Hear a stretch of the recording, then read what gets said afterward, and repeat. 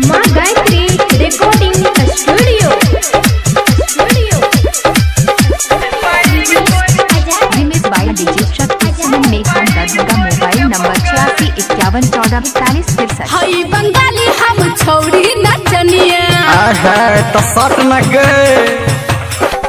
हई बंगाली हम छौड़ी नचनिया हमरा ठुमका सही लै छै दुनिया।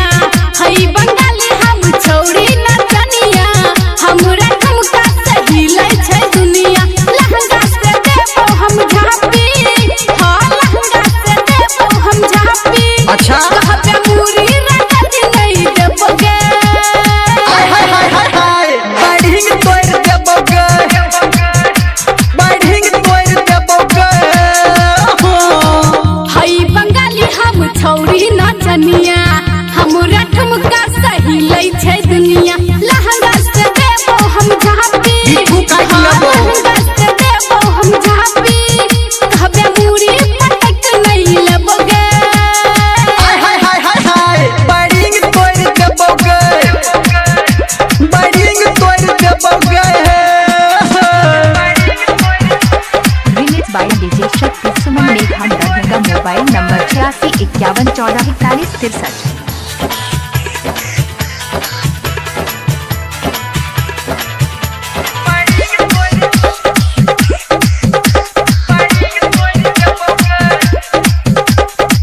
तिखी बाजार के हम छिए छौरी हाथ लगे बेतजर जेतौ डोरी। बाप रे बड़ करू छिके। तिखी बाजार के हम छिए छौरी हाथ लगे बेतजर जेतौ डोरी। हम छिए नरम तू छिके गरम, कहबो जे ऊपर त भ जेतौ शरम। फेरे हमरा से होई जाय छै गंगा। अच्छा। फेरे हमरा से होई जाय छै गंगा। कहबे तोरा गली नहीं एबोगे।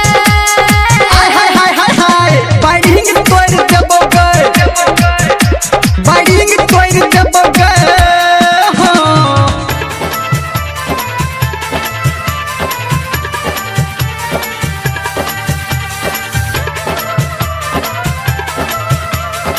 अभी आप सुन रहे हैं सावरिया म्यूजिक।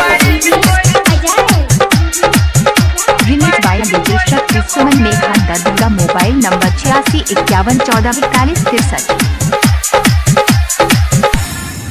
आगा से पीछा जे देखबे हनुका के गड्ढा छोरा देबो भुइया सुता के। हाँ तो ठीके छै, हमरा तोर में तू पर से।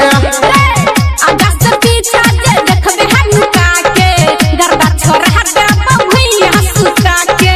कहो धर्मेंद्र एना नहीं कूदी, संजय गौतम से बात के बुझी। बुझली गई छमकी फेरे बेसी नहीं